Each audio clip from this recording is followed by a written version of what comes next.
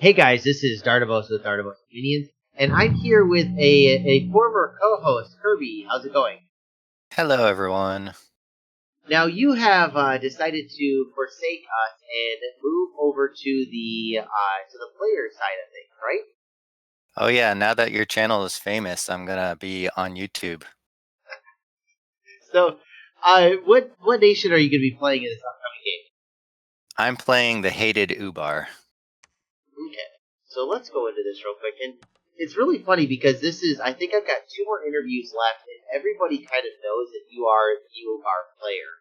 And I've really been looking forward to this because I'm going to have to admit, I've told people to not tell me too much about, other than what you could do to them, but I've been trying to not hear too much about this nation. I did practice expand, but I did not go beyond its expand. And one of the things I don't really get too deep with in the expansions is the research aspect of the nation.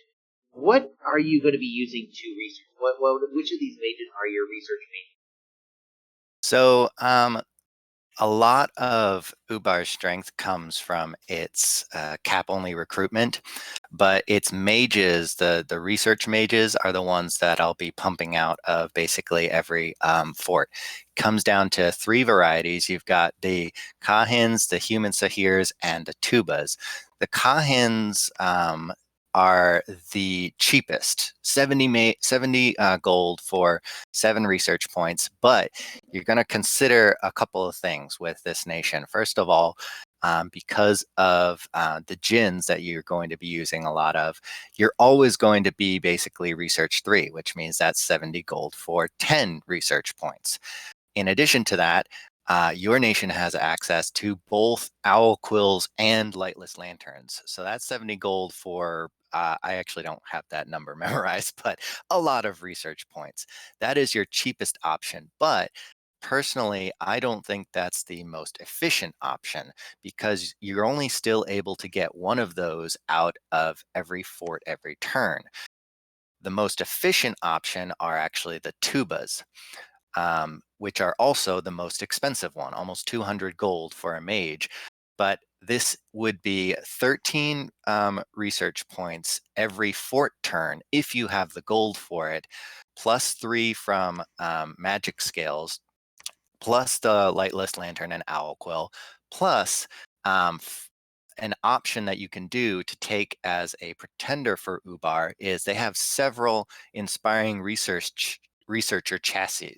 So if you stick an inspiring researcher, either 1 or up to inspiring researcher 2, one of the examples is the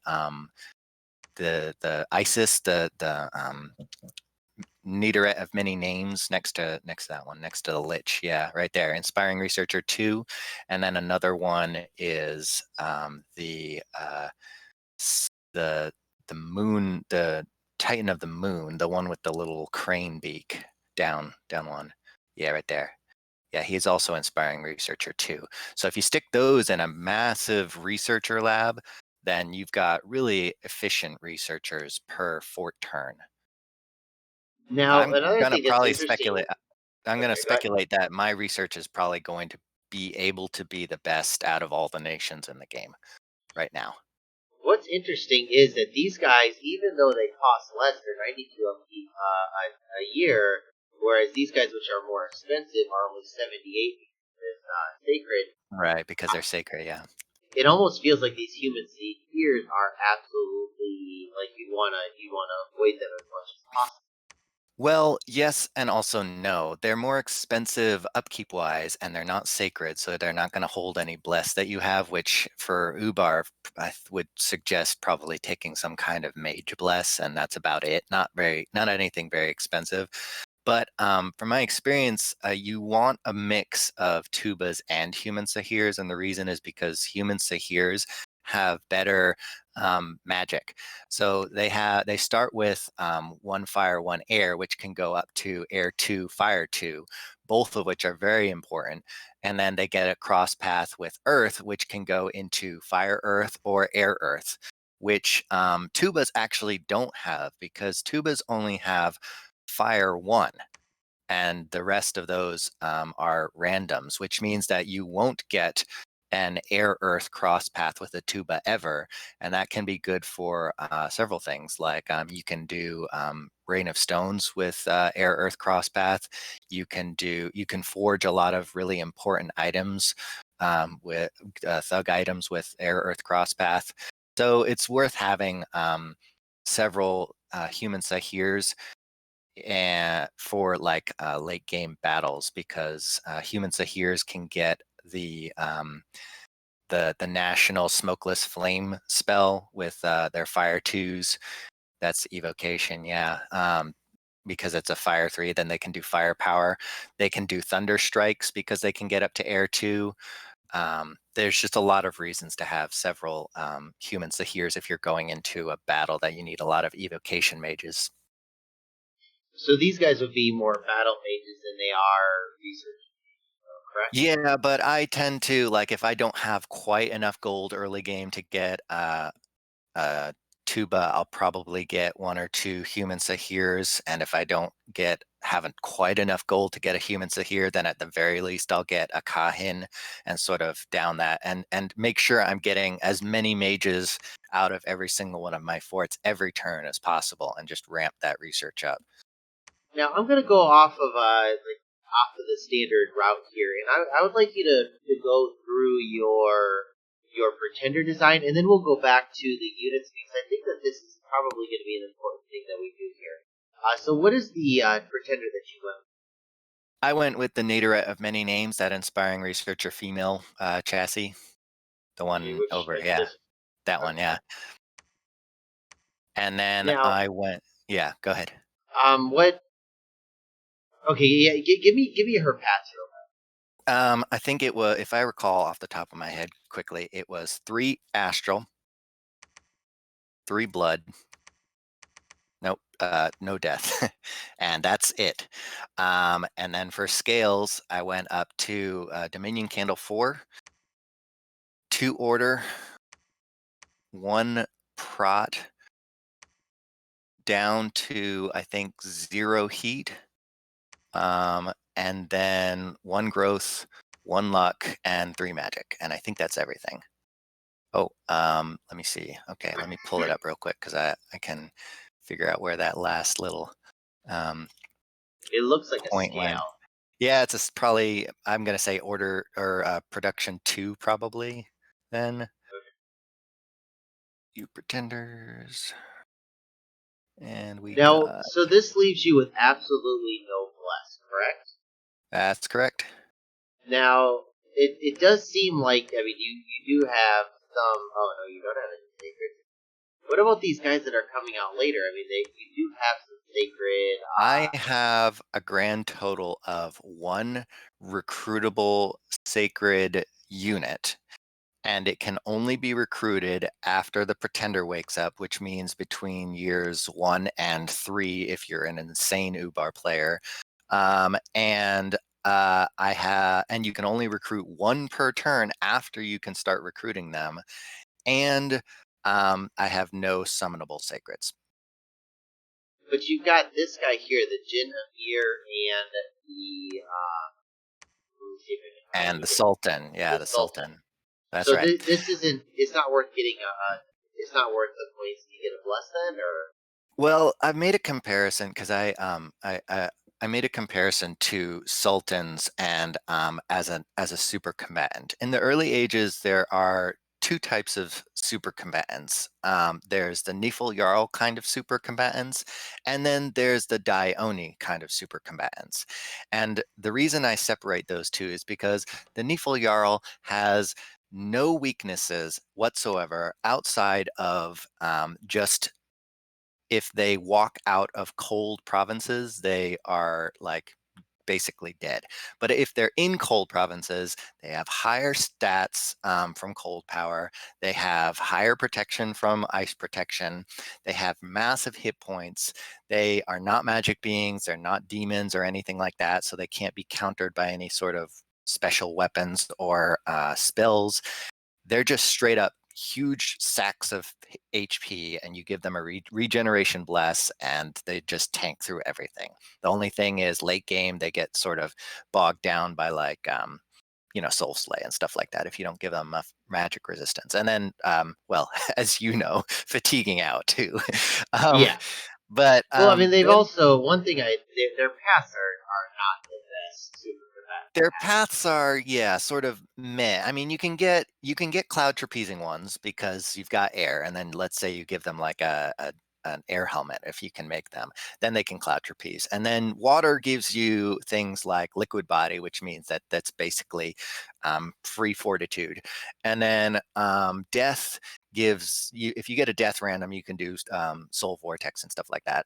The better paths in general for thugs are like fire, and for Phoenix Pyre, and then Earth for like Iron Skin and stuff like that. And the Sultans have that. The Sultans have those paths.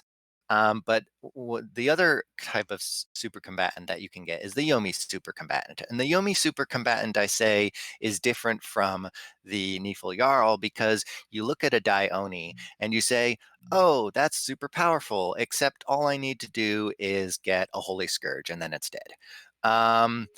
And that's exactly the problem that sultans suffer from. And also, if you use Jin emirs as thugs, what they suffer from as well. Because not only are they magic beings, and so they just have to, you just give them a um, Moonblade, and all of a sudden you're doing 3 times as much damage to these guys. But they also have vulnerability to salt, which is a new thing. And for that, all you have to do is give somebody enchanted salt, and not only will they take damage, AoE damage that can't be blocked, and get procs their glamour and gets rid of their invisibility and all that stuff. So that's already like 2 of your defenses just stripped away. But also it stuns you. There's it says right there, taking damage from and also risking stunning the unit for a short time. So you can just get stunned from somebody carrying salt, which is just crippling. So because then all of your defense skill is just straight up gone, and that's Now another that's a layer of defense. guaranteed hit. There's no way to miss that one. It's an AoE, yeah, it's an AoE attack. The only thing that has a chance of blocking it is a repel check. Maybe awe. I haven't really tested it, but the reason I haven't tested it is because why? Just why would I want to use one of these things if they can be so easily countered? Um, I will probably be recruiting these guys eventually, but they will probably be primarily used by me for their high magic paths for combat magic. For example, their Air 4 ones can cast things like Firestorm or Heat from Hell. Um, their astral runs can actually be pretty useful for doing a bunch of stuff. They can Phoenix, or they can Power of the Spheres themselves, and then they can cast several high level spells. Air 2s could go up to Air 3 in theory, and then you can do things like Storm. That's useful. Earth 2s can give you Earth power, and then we'll also be able to forge me Earth boots and do a bunch of stuff like that as well. So I'll probably have some of them, but they're not going to be my primary use, and I'm not going to want to be using them as super combatants or thugs. Now, they do actually have a little bit of a use because early game, when people don't have a whole lot of magic or a whole lot of um, items and gear and stuff like that, if they're not prepared for them and somebody sends like a wave of, like, let's say Minaids at me or something, like if Pangea's just has this siege stack moving into me, then I just cloud trapeze on top of it and they're all dead. So there's uses for it, but their uses are few. I would much rather have Shaitans instead for reasons. Okay, but like these guys seem to do the same job without as much risk, from what I can tell. Correct? Yes, pretty much. And one of the key things about sultans versus shaitans and versus most of the other things is that they actually are not glamored. They are not stealthy, and so you can see them, and they can't sneak away. They like if you are So in the even battle map with. this unseen doesn't count as stealth. It only counts in battle as a Really? combat stat. Yeah, Huh. you can't sneak with sultans. I've played several games with them, and they are not sneakers. They That's will not be able interesting. to sneak out of forts or anything like that. So yeah. So you're not planning on taking any what of a bless whatsoever. So let's go into some of your combat magics. What are your first? I mean, especially like up to Magic 6. What are your goals? So Well, it will everything until your first path to this. right. It will depend on what my neighbors are and how likely I think I am to be rushed. Because honestly, um, Ubar has playing Ubar sort of paints a target on your back, and especially with some of the people that I've played with and that I know, and who have actually several of them have played against me as Ubar. They probably are looking at me and being like, if I can take him out early, I will. So. In order to defend against that, if I'm expecting somebody to attack me, I'll want to rush Conjuration 5 in order to get full size elementals, air and fire. Um, and that's just straight up for defenses. Uh, Additionally, would be good to have some level of evocation. I don't think I'll probably go all the way up to evocation 6. I'd probably go maybe 3. I think, or 3 or 4. Yeah. What's in the fire path there? In evocation. Yeah, because 3 will get me fireball, 4 will get me firecloud. Those are pretty good. Um, so that would be pretty good deterrent if I can use my lab mages in an emergency situation. And then I was alteration gonna is ask also you about good. that. So you have ability to use these lab monkeys in offensive ways if you absolutely need to by going through. You said Evo 2 or 3. Yeah, sure. Many of the tubas will be able to cast fireball.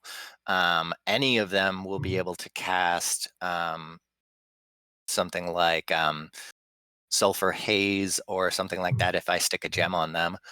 Um, and then yeah, so it does depend on the randoms, but just because you can do if I get Phoenix Pyre, I guess Conjuration I'll have to go at least to probably Conjuration like 3, yeah, for Phoenix Power, um, because that'll allow me to have a lot more flexibility. I just need to put um, one gem on any of my Fire 1 guys, and they'll be able to cast most of the early game, well, all of the early game fire spells.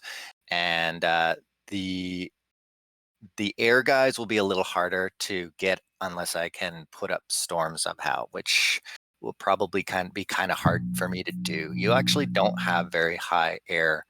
And getting storm out could be a little bit of a problem unless I take a Sultan early.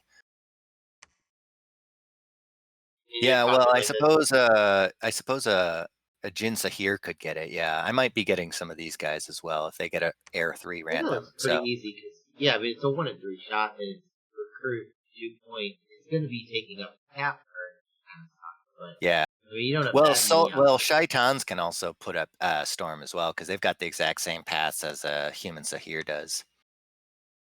Is that Plus these blood. guys? Yeah. Oh wow, okay. Yeah, And so they you can. do want to get into blood, correct? Oh yeah, absolutely. And so that's what I was saying is what I want if I were to feel like I was going to get attacked. If I don't feel like I'm going to get attacked, if I have really good relations with my neighbors or I've set myself up in a good, strong position, then I am going to want Blood 5, and then I'm going to want Construction 6. Probably in that order. But I'll at least take Construction 2 as early as I can to get Owl Quills. But I want Blood 5 for Gulas. Blood 5 gets me Storm Demons, which I can also get. And then So what is a yeah, gula? 'Cause I can't actually bring that. I can't actually bring that up. sure. A Gula is a Death 1, Blood 1, ghoul assassin, which with adept blood searcher, so they search for blood slaves as if they were blood 2. And they cost 31, and they can be summoned in Wasteland. So I'll also want to grab a Wasteland somewhere if I can. So these guys are kind of they're cheaper, less effective vampires. That's And right. they're They easier to have, cast.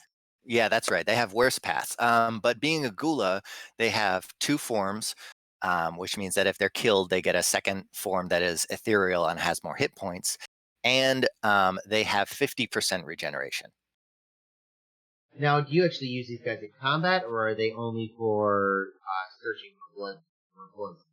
I will actually use them in assassinations if I get attacked. They do not have scale walls like most of my other seducers or assassins do, so they're not as effective at offensive assassinations. But in defensive assassinations, stack of these guys is just as good as anybody like Pangaea or something like that. With Death 1, you just need to stick a Skull Staff on them, make them Death 2, and then they're Horde of Skeleton Assassins, which is pretty devastating. Later on, you can use them as Leech Assassins. Down in Blood 7, you've got Leech. That is pretty brutal as well.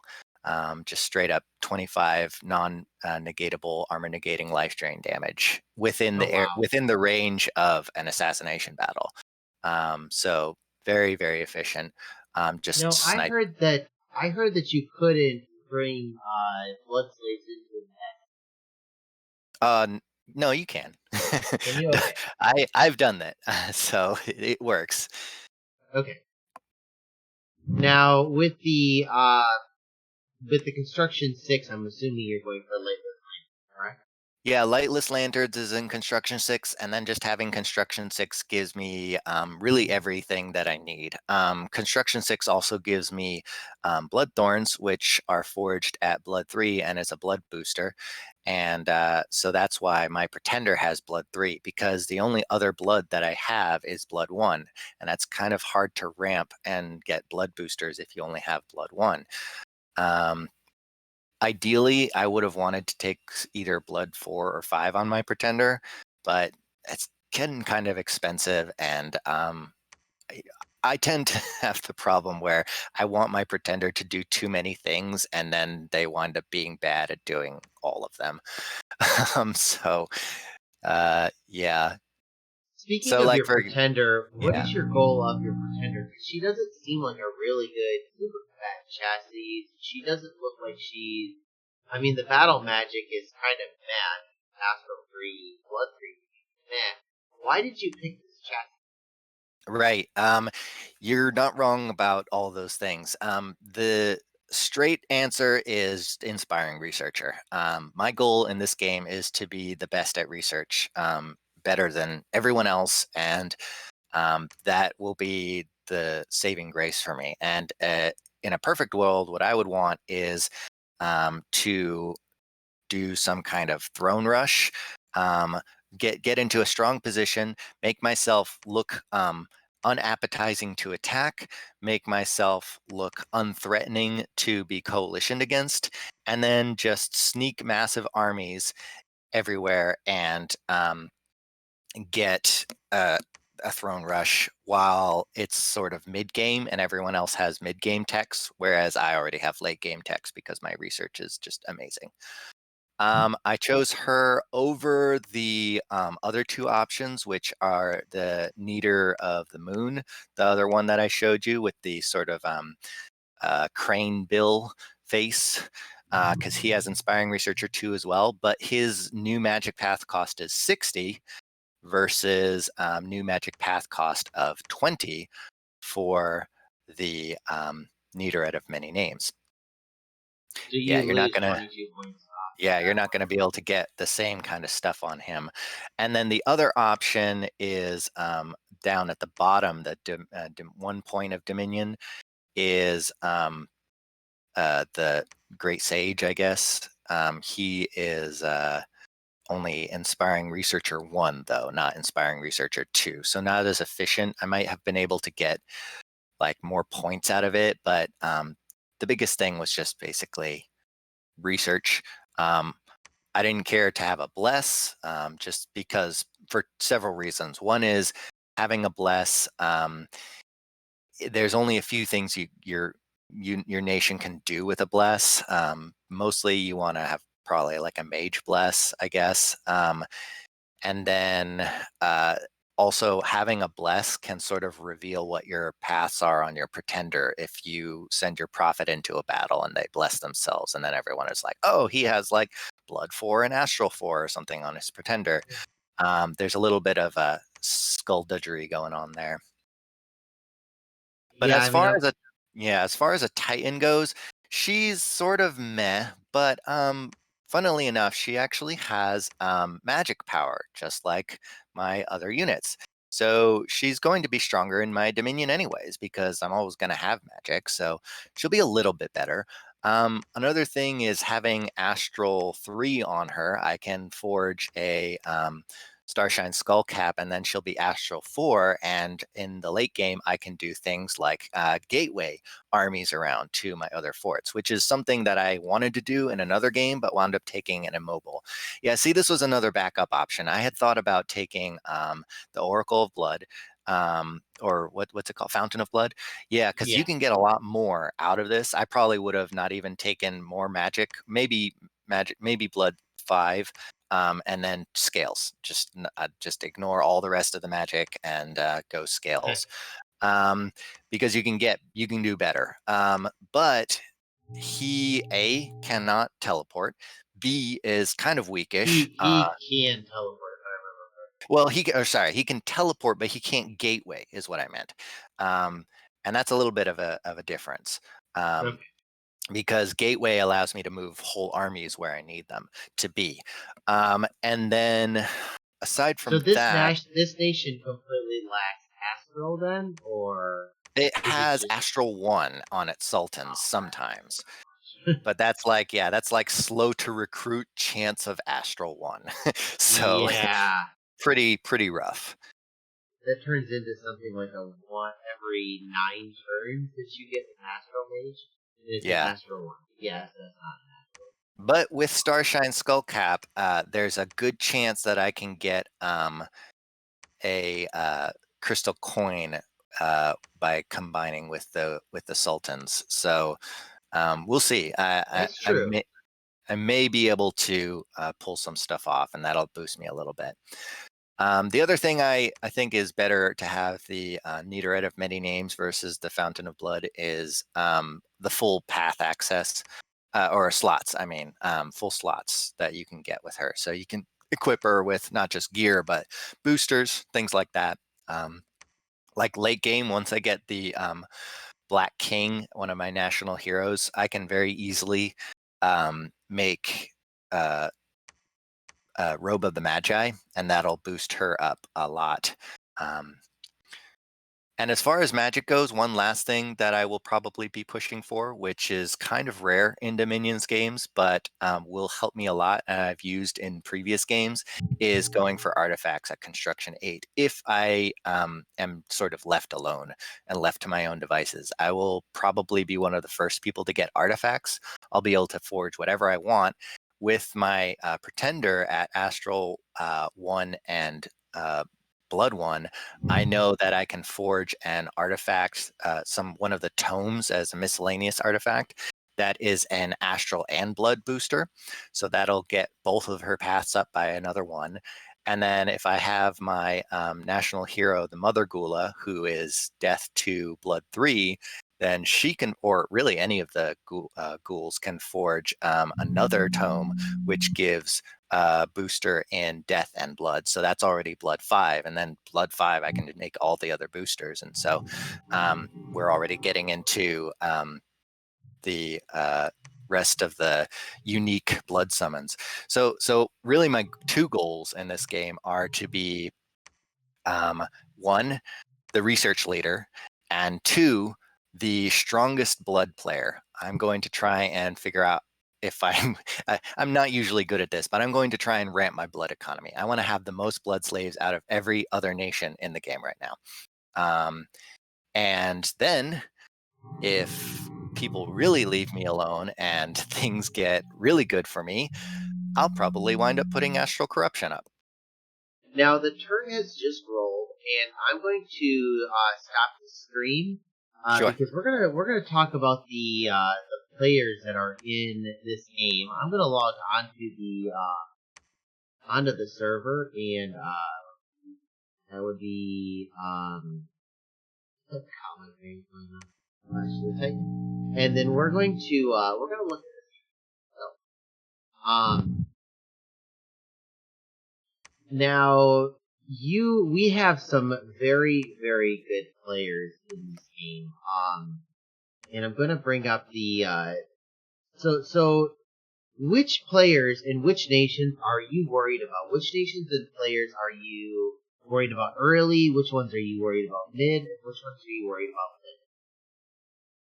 late? So I have either played with, or I guess in the case of RCK, watched, played all of these players, and so I know a little bit about what to expect from them, their play styles. Some I'm actually in games with still, um, and so I've sort of ranked them in my head from most threatening to least threatening, and that can lead to me reacting to each of them in a number of different ways. And also, in addition to that, I've ranked them in my head from most likely to be able to cut a deal with versus a little bit more belligerent or a little hard to talk to, not as people, but like in terms of like in game kind of diplomatic interactions, just sort of like how I expect and have known them to play with me and sort of with other people as well. So as far as threatening, I would say Joe Brandon and Sakone are probably the top threats for me, maybe tied for first place as far as danger sense. Like if I see those two players on my border, it's like warning, warning. Um, they are extremely dangerous, and Now but Joe Brandon is playing Marverni, and right, Thacony is playing Machaca, Machak. Okay. right. So Joe Brandon playing Maverni is like it is like the best player in like soccer being like on the field and you're like, oh great, he's just going to kick everyone else's ass because he knows that nation, like he knows the inside and out of that nation. He knows how to tweak it just barely slightly in order to accommodate like any additional threats or anything like that.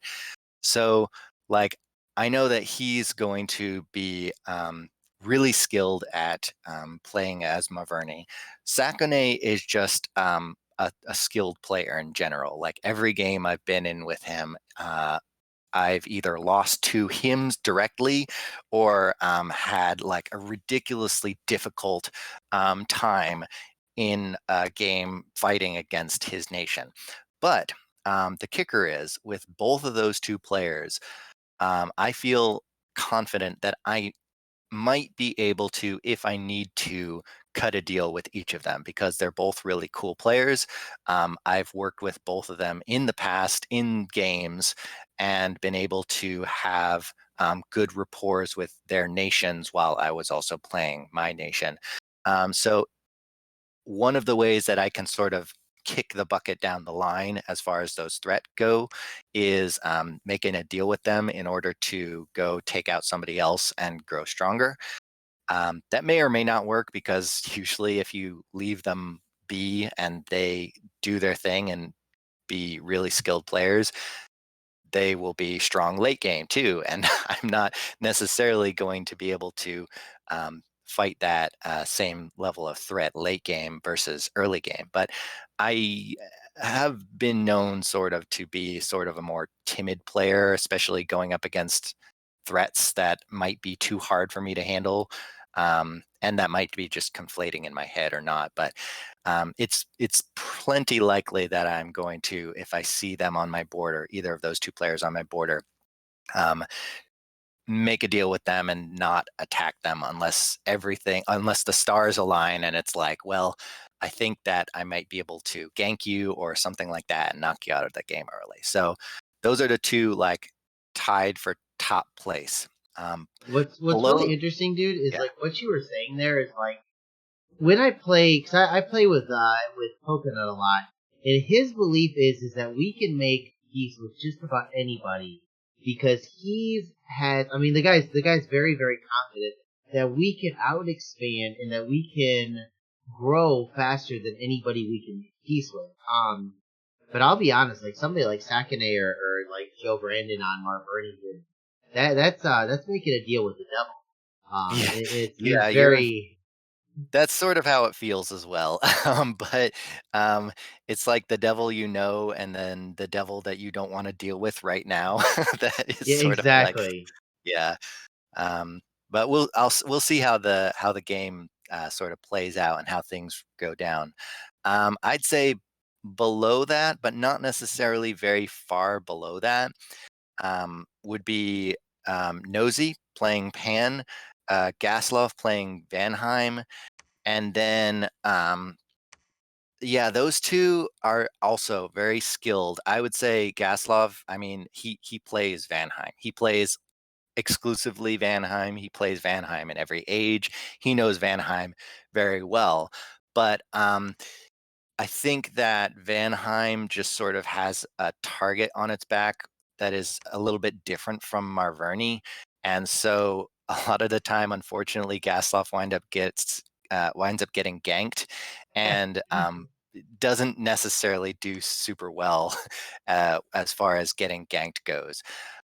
He's also a little bit more of a belligerent in-game personality. And I say belligerent in terms of he is very aggressive in his diplomacy, the kind of guy who's like, I'm going to take this, and if you don't like it, then you can go to war with me.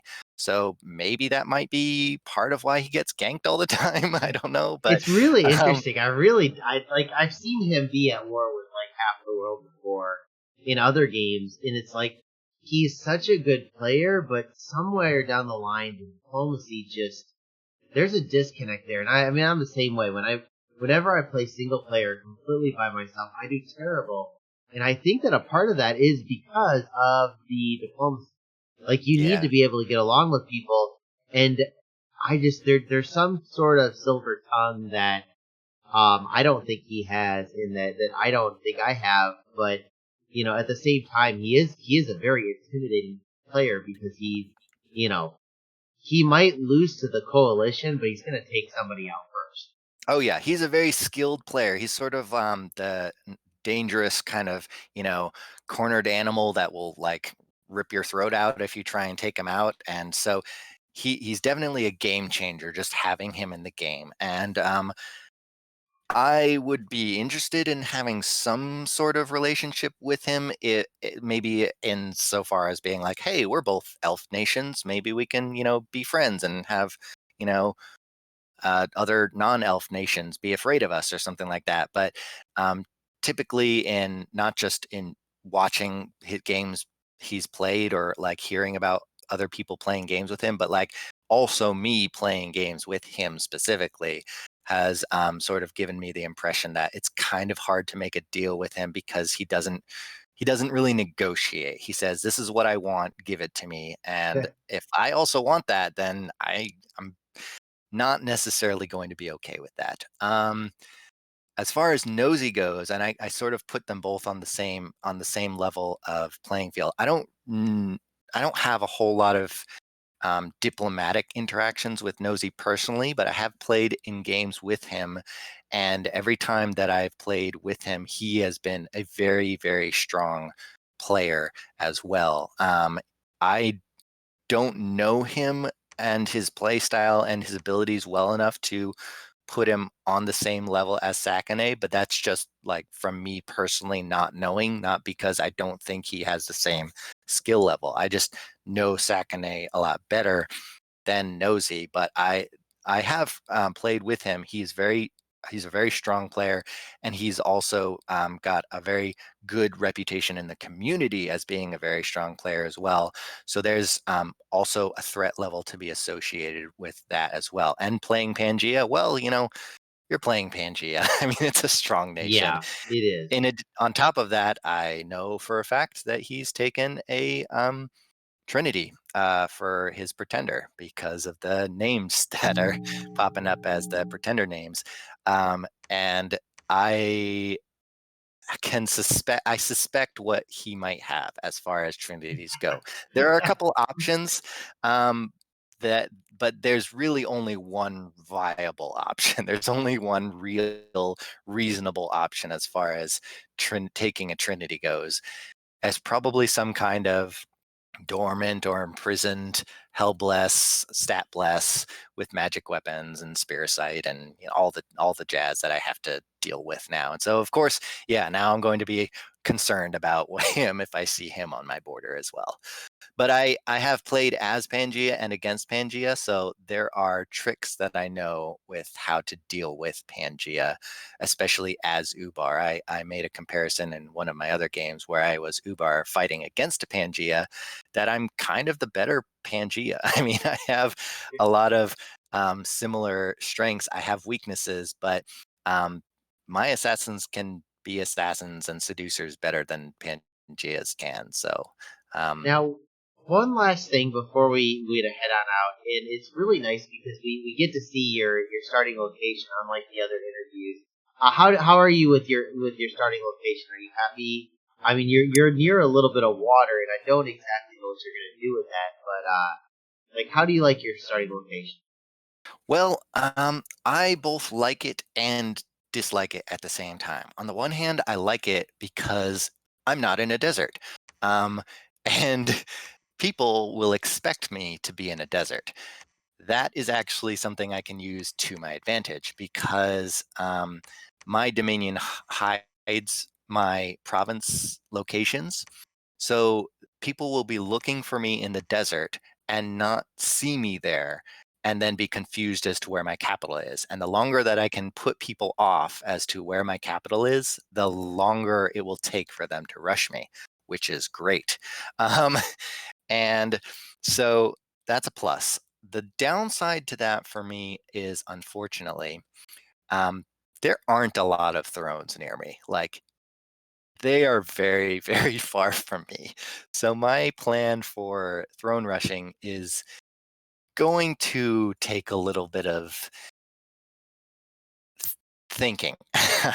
Now I can do it still, and the reason I can do it still is because I am an elf nation. So I can get big, set up a solid foundation, and then decide which thrones I want to reach out for, and then just send armies there and then just take them. The one downside to that is that I don't have holy threes, so it will be kind of hard for me to claim a whole lot of thrones all at once.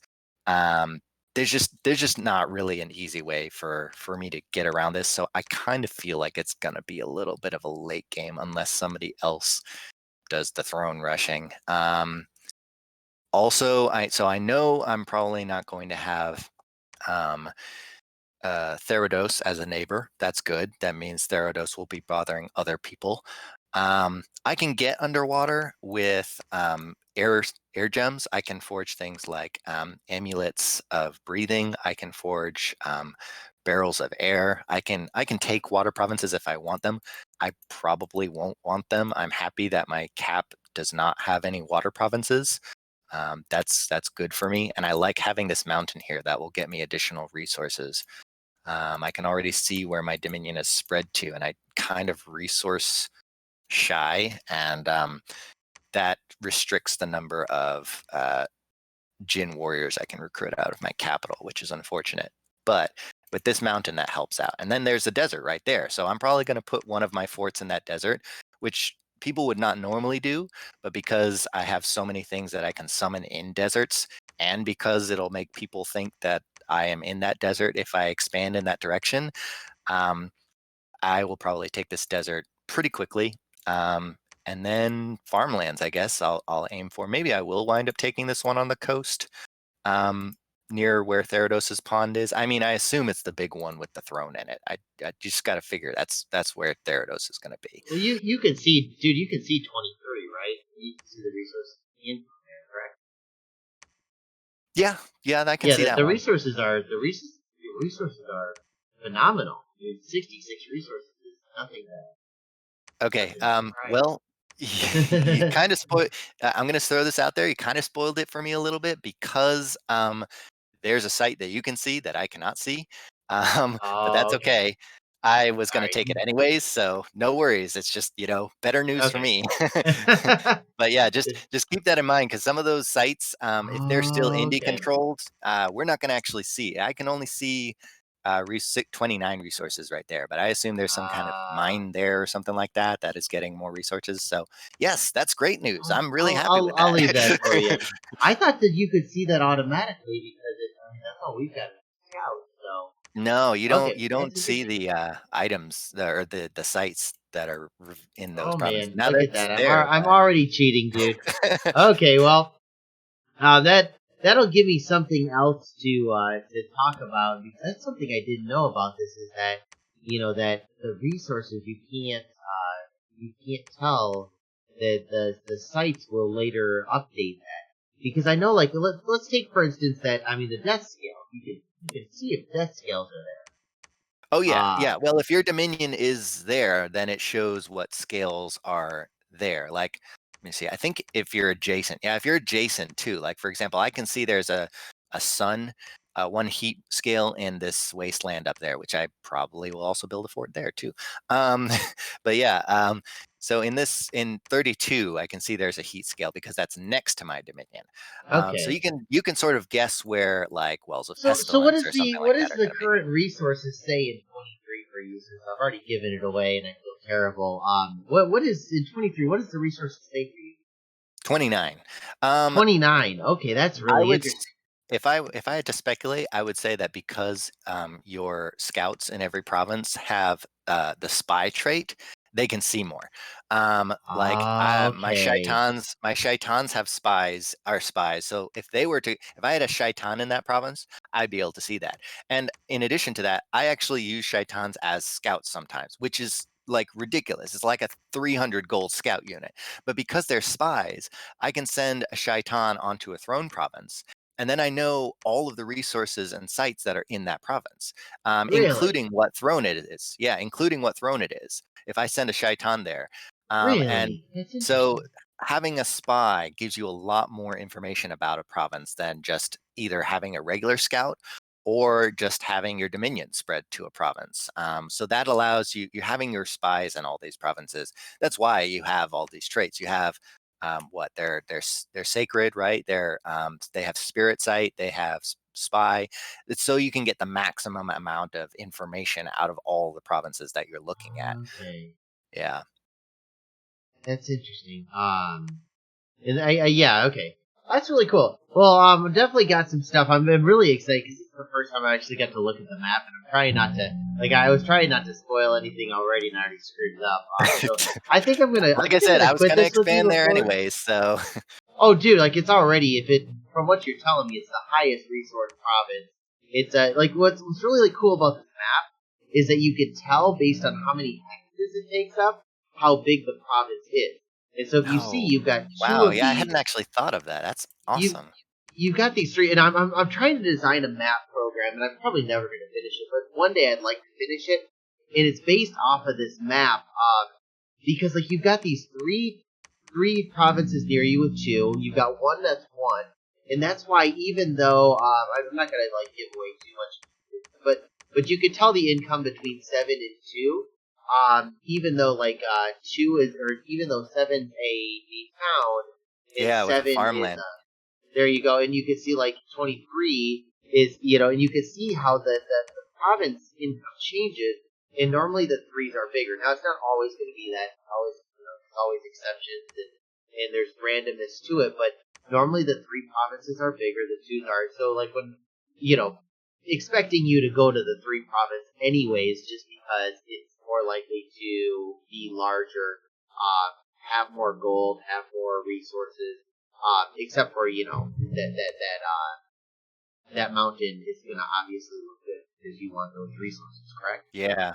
That's really interesting. That's kind of cool because there's also the one hex square province for farmlands, and then there's that 3 hex square farmland province up north of me. Makes me want that even more. I did not realize that about those provinces. That's really cool.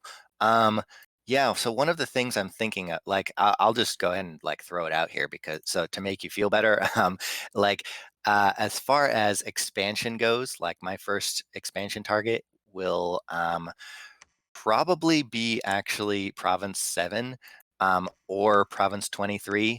Like even if I had known that, just because it has 75 gold. Ichthyid warriors, they're kind of pushovers, but they do have nets, and so if I try and expand into them with Jin warriors, they can lose all their defense by getting netted. So that would be bad, especially with small numbers of Jin warriors. I know that slingers and hoplites are pushovers. The problem with 23 is that the scouting report, it could have knights in it, and so I don't want to necessarily risk it with my initial expansion army. I'll need at least probably like 8 to 10 Jin warriors to be able to take a province with knights. So I'm going to leave that probably for a turn, and then just pretend like you didn't tell me how many resources are in there. Um, and Well, if you want resources, I mean, I haven't actually looked at the mountain yet, but I would assume the mountain has more. yeah, Just yeah, I because would that's assume where that you as want to. well. But if you want money, I haven't even looked at the gold. I would assume that the 3 province has more gold, or the town has more gold, and the mountain's what you want for resources. But one thing that's interesting and that I've always seen on these maps, like sometimes you'll get forests that just they have no resources. Have you ever Oh seen that yeah, before? oh yeah, I've seen that. It makes me cry. Yeah, because Yeah, I and like, yeah. I don't know what causes that, or what exactly, how the randomness is done. But I'm hoping to look into it since I do want to make that map program eventually. I assume that you're not going to go into the swamp. Well, eventually. I mean, I'm probably going to clear out my cap circle first. The reason is because that'll maximize the resources for a maximum number of Jin warriors.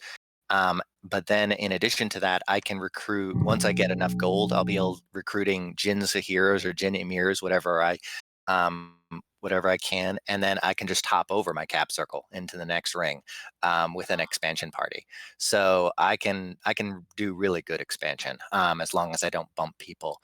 I've gotten consistently 20 plus provinces with expansions, even with the scales that I took. Like my meme scales build has 3 production, 3 order, 3 heat, and 3 growth, and 3 magic. And I can get so much gold. It's ridiculous. And just expand into like 27, 30 provinces unimpeded. So um, with this, I'm expecting probably 15 provinces, but I want to make myself look friendly, the friendly neighborhood Ubar, not intimidating, not wanting people to rush me, um, and then scout, really heavily scout, and see who gets ganked first, and then gank them with those people.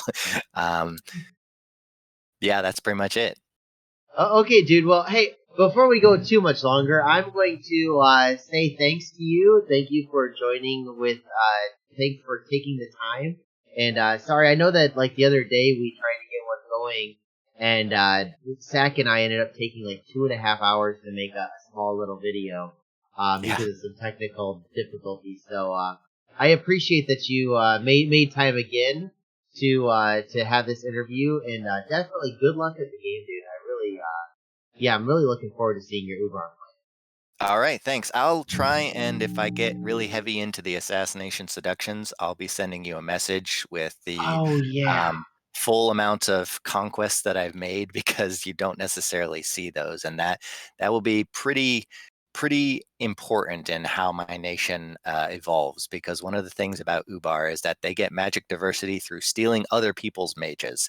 So that's sort of what I'm planning on doing here. Okay, dude. Well, I appreciate that. Let me know the diplomacy, and we'll see you guys in the next one. Have a good one. Bye.